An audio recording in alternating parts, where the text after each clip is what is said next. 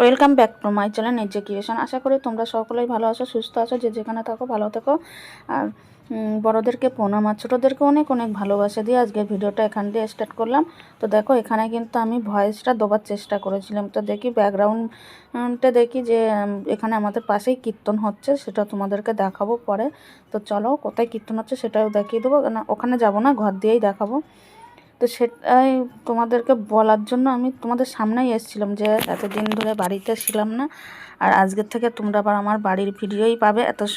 এতদিন মানে এর আগে ছিল বাইরের ভিডিও, আর আমরা বাড়ি এসছি হচ্ছে বুধবারে। তাই এটা আমি বৃহস্পতিবারে তোমাদের সামনে এসেছি, বুধবারে কোনো ভিডিও কিন্তু করিনি, বৃহস্পতিবার দিয়ে পুরো ভিডিওটা করেছি। তো সেটাই বলার চেষ্টা করছিলাম। তো দেখি মানে এত আওয়াজ কীর্তনের, তোর জন্য আর সাউন্ডটা দিইনি, মুট করে দিয়েছি সাউন্ডটা। তো দেখো রুটি আর মটর ঘুগনি করবো, মটরগুলো ভিজিয়ে দেবো।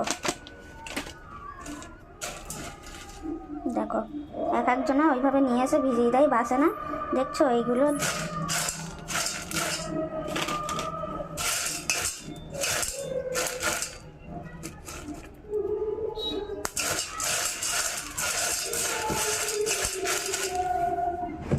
নোংরা নেই, চলো যখন সিদ্ধ দেবো তখন ভালো করে ধুয়ে নিয়ে তারপরে প্রেসার কুকারে সিদ্ধ দেবো। আর আমার সকালে রান্নাবান্না সব কমপ্লিট হয়ে গেছে, জানো তো। রান্না করে মানে স্নান করে কাচাকুচি করে স্নান করে তারপর রান্না করতেছিলাম। আর কি রান্না করেছি তোমাদের এক ঝলক দেখিয়ে দিই। দেখো এখানে উচ্ছে আলু ভাজা, আর এই আসে হচ্ছে মূলো দিয়ে ডাল, ধনে পাতা দিয়ে, দেশি ধনে পাতা। আর এই যে হাঁড়িতে ভাত, ওটার কি দেখাবো। আর এদিকে দেখো পেঁয়াজ লঙ্কা আর নুন হলুদ দিয়ে করা আছে, ডিম আছে, ডিম ভেজে খাবো আমি আর ছেলে। তো চলো তারপরে তোমাদেরকে দেখতে থাকো। দেখো শুধু লুঙ্গিটা একজনা, আর এই সব জামা কাপড় আমার, সব এসে কাঁচা ধোয়া করেছি। এখনও আছে, আমার শাড়ি আছে, ব্লাউজ আছে, এই মাথা দিয়ে ও মাথা সব। তো দেখো যেহেতু বাড়িতে কেউ নেই, তো তার জন্য পুরো ছাদটা কিন্তু আমার রাজত্বেই আছে। দেখো সারা ছাদ জুড়ে জামা কাপড় মেলে দিয়েছি, আর কোথাও ঘুরতে দেখো আনবক্সিং হচ্ছে। এবার আমি আর ছেলে খাবো বসে বসে। আর ছেলে আর একটা জিনিস নিয়ে আসছে, কি দেখি দেখো বাবু, এটা তো কুরকুরে। আমার কি খেতে ইচ্ছা করছে খাবার, তোকে বললাম খাবার ওর মাসি 50 টাকা দিয়েছিল, তাই দিয়ে খাবার নিয়ে আসছে ওর জন্য মিষ্টি, আর আমার জন্য কুরকুরে। আমি এতটা খাবো না, ও খাবে আমার সাথে। এইসব খাবার ভালো না, তাও মাঝে মাঝে না খেতে ইচ্ছা করে খুব। আর ও খাচ্চার নাশ করছে দেখো। তো চলো আমরা খেয়ে নিই, তারপর ফিরে আসছে। তো এখানে দেখো কাঁচা ধোয়া করেছিলাম বললাম না, সেই জামা কাপড় সব তুলে নিয়ে এসছে। আর এইদিকে ছেলে দেখো শুয়ে গেম খেলছে। তো সব এবার ঘরদোর গুছিয়ে নেবো, নিয়ে তারপর তোমাদেরকে ফিরে আসছে। তা জামা কাপড়গুলো ভাঁজ করে নিচ্ছে এখানে, সব এক এক করে ভাঁজ করবো। যেগুলো হচ্ছে আলমারির মধ্যে রাখা সেগুলো আলমারির মধ্যে রেখে দেবো, আর যেগুলো বাইরে জামা কাপড় সেগুলো বাইরেই থাকবে। তো এই হচ্ছে আমার সংসারের সারাদিনের কাজ থাকে। তো এটা যেহেতু আমি বাইরে বেরিয়েছিলাম, ঘুরতে গেছিলাম, তার জন্য কিন্তু জামা কাপড়টা অনেকটাই বেশি হয়েছে। তো রোজকারের জামা কাপড় আমার কাচতেই হয়, জানো তো। তোমাদের দাদা ভাইয়ের জামা কাপড়, তারপর ছেলে সারাদিনে যা পরে সেই জামা প্যান্ট মানে আমি রাখি না, রাখলে না একসাথে অনেক জামা প্যান্ট হয়ে যায়। মানে দেখো আমরা তার এখানে নিজেদের বাড়ি না, 5টা ফ্যামিলি থাকে। এবার সবাই যদি মিলেমিশে না থাকি, মিলেমিশে যদি না কাজ করি, তাহলে একজনা যদি সব দখল করে রাখে তো অসুবিধা না। ওর জন্য প্রত্যেক দিনের কাঁচা ধোয়া করে নিই, অসুবিধা হয় না। তো দেখো এখানে তোমাদের দাদাভাই যে শার্টগুলো পরেছিল সেগুলো এখানে সব আলমারির ওই সাইডের দরজার পাল্লাতে রাখি, বা ভিতরটা ভাঁজ করে রাখলে জানো মানে কুচকে যায়। যখন কোথাও যায় তখন ইস্ত্রি না করলে পরা যায় না। এবার কোথাও যাবার সময় না ইস্ত্রি করাটা মানে একটা বড় কাজ মনে হয়। তো জামাটা যদি ওইভাবে, শার্টগুলো যদি ওইভাবে রেখে দেওয়া হয় না, অসুবিধা হয় না, পাট থাকে, কোনো সমস্যা হয় না। তো যতটা পেরেছি ততটাই তোমাদের সাথে ভিডিওটা করে শেয়ার করার চেষ্টা করেছি। পরের দিন জানোই তো কোথাও গেলে বাড়ি এসে কত কাজ থাকে আমার। তো যেদিন বাড়ি এসেছি রাত্রে, মানে আগের দিন বাড়ি এসেছি বুধবারের দিন, আর এটা তো তোমাদের বৃহস্পতিবারের দিন দিচ্ছি ভিডিওটা। তো তোমাদের দাদাভাই অনেকটাই হেল্প করেছিল, আমি সব জোগাড় করে দিয়েছিলাম, তোমাদের দাদাভাই রান্না করেছিল। ও করে, কোথাও গেলে হেল্প করে, প্রচুর বাড়ি আসলে হেল্প করে। ওর জন্যই কিন্তু আমি আজকের এতটা দূর আগাতে পেরেছি, জানো তো। ও যদি আমার সাথে না হেল্প করতো আমি পারতাম না কোনো দিনই। তারপরে দেখো ওই বিছনা কাঁথা সব গুছিয়ে নিচ্ছি, নিয়ে জোগাড়টা করবো। তা চলো। দেখো এখানে কিন্তু আমি ময়দা, দেখো প্যাকেট ময়দায় চালা লাগে না, কিন্তু যেহেতু অনেক দিন হয়ে গেছে ময়দাটা কাটা হয়েছিল প্যাকেট, তার মধ্যে আর খাওয়া হয়নি, ওই কারণে কিন্তু আমি একটু চেলে নিচ্ছি। কেননা দেখো পোকা কিন্তু থাকতেই পারে, আর আটা ময়দাতে পোকা থাকলে না বোঝা যায় না, না চাললে তাহলে একটু বোঝা যায়। তো দেখো আজকের কিন্তু আমি পুরো ভয়েসটাই দেওয়ার চেষ্টা করেছিলাম ভিডিওটা করতে করতে, কিন্তু যে এত আওয়াজ হচ্ছে, এই যে কীর্তন হচ্ছে, কীর্তনের মানে হরিচাঁদ মন্দিরের কীর্তন। তো এখানে দেখো আমার রান্নাঘরে কিন্তু প্রায় সময়, মানে বেশিরভাগ সময়টাই রান্নাঘরে কেটে যায়, সকাল বিকাল দুপুর। তো আমাদের দেখো এই হচ্ছে কাজ আমাদের ঘরের বউদের, কেন রান্নাঘরে হচ্ছে মেন টাইমটাই কাটে, ঘরে কিন্তু বেশি সময় কাটে না। তো চলো আজকে আমি কিভাবে রুটি করব ময়দা দিয়ে, তো সেটাই তোমাদের সাথে একটু শেয়ার করব। তো চলো দেখো, ওখানে কিন্তু দেখো আমি গরম জল বসিয়ে দিয়েছি বাড়িতে, মানে ফুটবে, একটু হালকা লবণ দিয়ে, যতটুকু লবণ দরকার ততটুকুই লবণ দিয়ে আমি ওখানে জলটা ফুটিয়ে নিচ্ছি, গরম জল। এই গরম জলটা ফুটানো অবস্থায় তোমরা যদি চাও কড়াইতে ফেলে ফুটিয়ে, সেটা কড়াইতে ফেলে যেরকম পুলি পিঠে করে না, ছাই মেরে নেয় ওটারে বলে, সেরকম করে নিয়ে তোমরা মাখতে পারো। তো আমি জলটা ফুটিয়ে নিয়ে তারপরে কড়াইটা কিন্তু আমার, যেহেতু আটাটা চেলে ফেলেছি কড়াইতে, এবার আমি না কড়াইটা বসাতে আমি ভুলে গেছি। আর এখানে ওই কড়াইটা তো এঁটো করা, মানে ওইটাই ডিম ভাজা করেছিলাম দুপুরে, সেই কড়াইটাই রয়েছে, ওইটাতে ঘুগনিটা বানিয়ে নেবো। তো এবার আমি অল্প অল্প করে জল দিয়ে না আমি ময়দাটা এবার মাখিয়ে নেবো, মানে গরম যেহেতু, তা দেখো চামচ দিয়েই করে নিচ্ছি, আস্তে আস্তে জল ঢালবো আর মাখবো, বুঝছো। দেখো আস্তে আস্তে জল ঢালে মেখে নিচ্ছে, তো বললাম না লবণ দেওয়া আছে। তো চলো মেখে নিই এইভাবে, তারপরে ফিরে আসছি। তো চলো এবার আমি ভালো করে হাত দিয়ে দিয়ে ভালো করে মেখে নেবো। তো এখানে কিন্তু আমার একটু পাতলাই হয়ে গেছে, তো একটু ময়দা দিয়ে দিয়ে মাখবো, ওর জন্য না আমার অতটা নরম হয়নি রুটিটা করার পরে।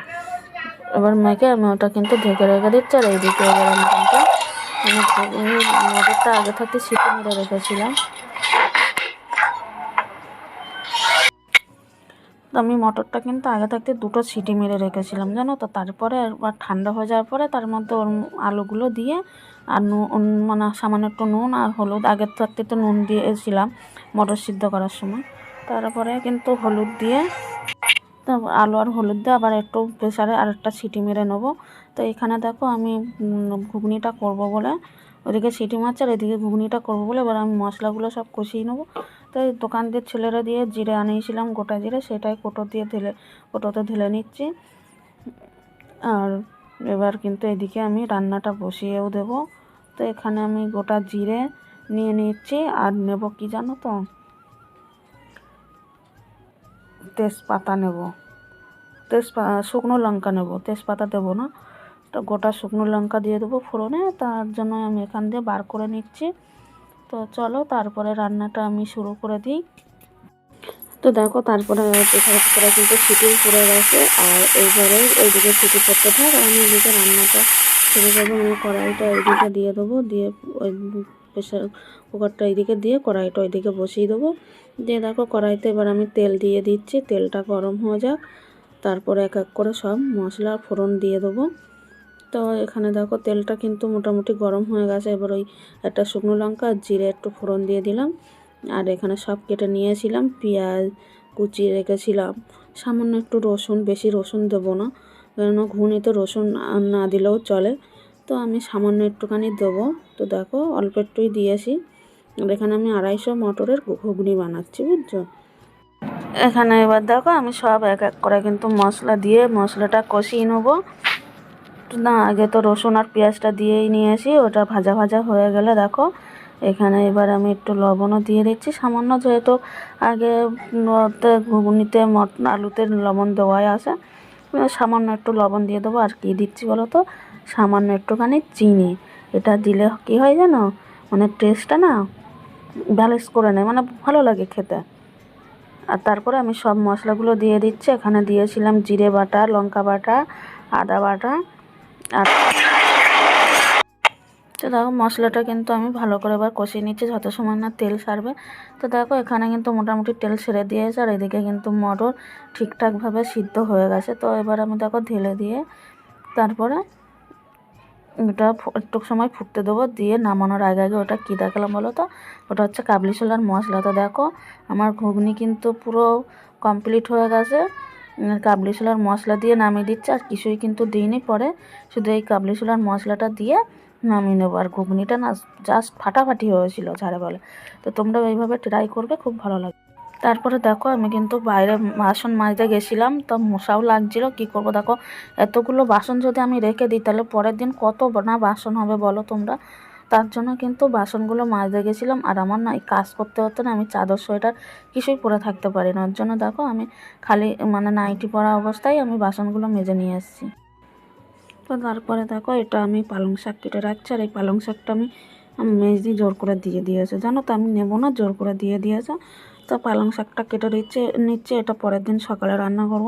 যেহেতু সকালে সকালে রান্না করি না, তা যেন সকালবেলা হয় না তাড়াহুড়ো করে। কিছু একটা যদি কেটে আগিয়ে রাখি তাহলে অনেকটা টাইমটা মেকআপ হয়ে যায়।